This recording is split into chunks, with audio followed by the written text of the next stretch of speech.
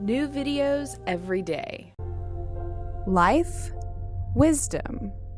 What's healthy and what's not?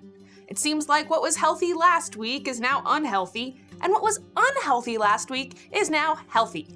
It can be really confusing. A great example is meat, and I want you to leave me a comment letting me know what you think. Is meat healthy or is it not healthy? Healthy? Not healthy. In this video, I'm going to describe why nutrition information can be so confusing and hopefully leave you feeling a lot less confused. There are three main reasons why nutrition information can be so confusing. And the first one is that everybody is different. Well, duh, right? But what I'm saying is that every body is different and it's going to have different nutritional needs. A different optimal diet that will make that person feel energetic and healthy and happy. And it's just not possible to assume that there is one optimal diet that is perfect for every single person on this planet. And while a lot of people will promote their personal diet and imply that it is the optimal diet for every single person on the planet, that just really isn't the case. A person living in a really hot climate will have a different optimal diet than a person living in a really frigid, snowy climate. And a person who exercises for several hours a day will have a different optimal diet than your average couch potato. So we end up with a whole lot of different diets, diet books and diet programs, and people feel really passionately about whatever diet is working for them. And they assume that, well, if it worked for me, it'll work for everybody. But that's just not a safe assumption to make. It's also important to realize that within the nutrition or diet industry, there's a lot of competition. And when somebody wants to publish a new book about this new nutritional information they have discovered, they're gonna have to come up with a very competitive and unique diet to market. So we end up with literally hundreds of different diet books promoting different diets, and that can end up being really confusing. So my tip here is to not get overwhelmed trying to find the one perfect optimal diet that every person on the planet should eat. Be open to all of the different nutritional information out there and different nutritional philosophies out there.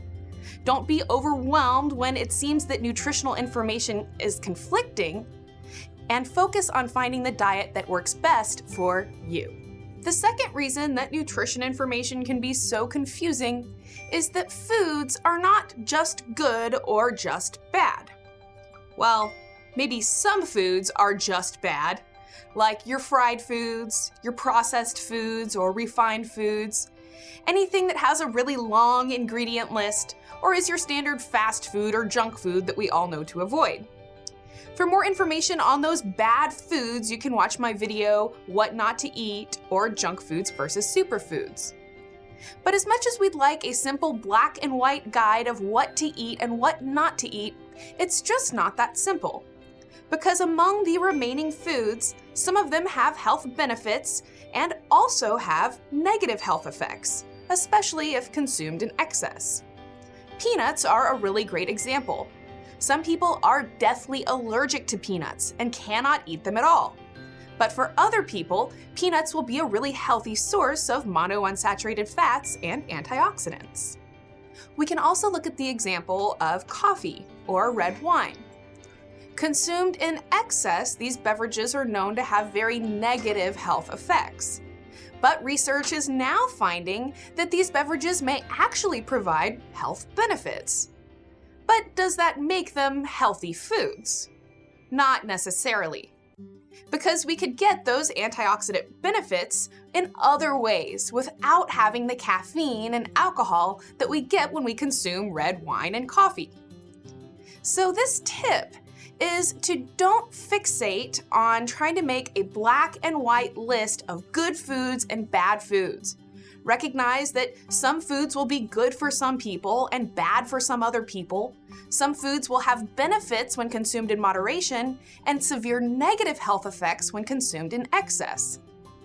Don't be fooled when they discover something healthy about an unhealthy food, and don't feel overwhelmed when they discover something unhealthy about a healthy food. The third reason why nutrition information can be so confusing is that food producers are for-profit businesses. And that means that they prioritize their bottom line over your waistline, and definitely over your health. Which means that they put chemicals in the food that actually make them addictive or that make you overeat. They put claims on the packaging that deceives you into thinking that that food is healthy. And they have plenty of money to spend on scientific research to try and make their product look better.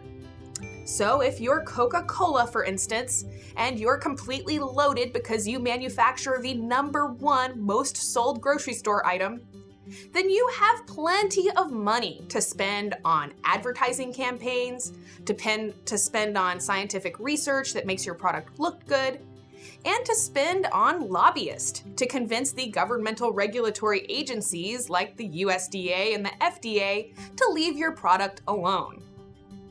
A great example is high fructose corn syrup.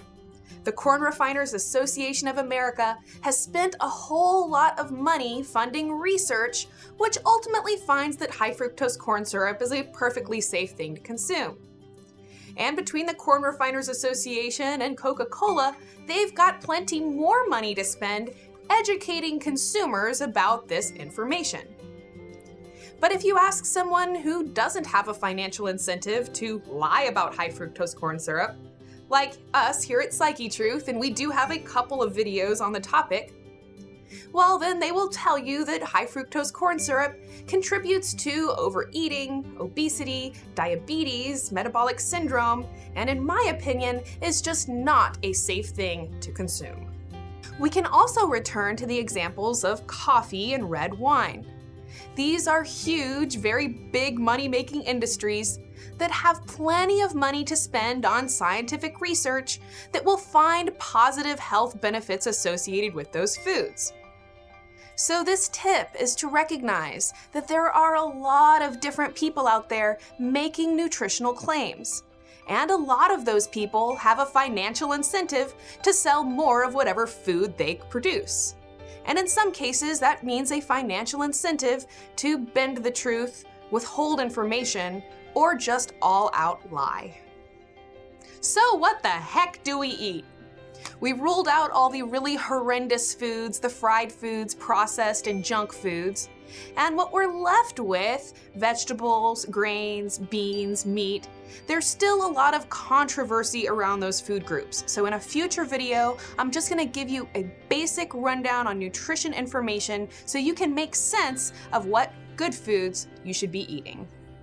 And in another video, I'm gonna tell you exactly what is inside of a Big Mac. And chances are you'll be pretty surprised. So please be sure to subscribe to our channel. Thank you so very much for watching this video. I hope that it made nutrition information a lot less confusing for you. If it did, please be sure to hit that like button and give me a thumbs up. Please be sure to leave your comment letting me know if you think that meat is healthy or meat isn't healthy. Be sure to subscribe to the Psyche Truth channel so you can see all my future videos, and I look forward to seeing you again soon. For my simple guidelines on what not to eat and healthy alternatives we can replace them with, check out the video, What Not to Eat. To see my video explaining some simple guidelines that we can use to lose weight and eat healthy, check out my video, The Easiest Diet Ever. High fructose corn syrup is used to sweeten all kinds of different foods. To find out the truth about HFCS, watch my video on high fructose corn syrup. We all know that junk foods are bad for us, but why? To find out, check out my video, Junk Foods versus Superfoods.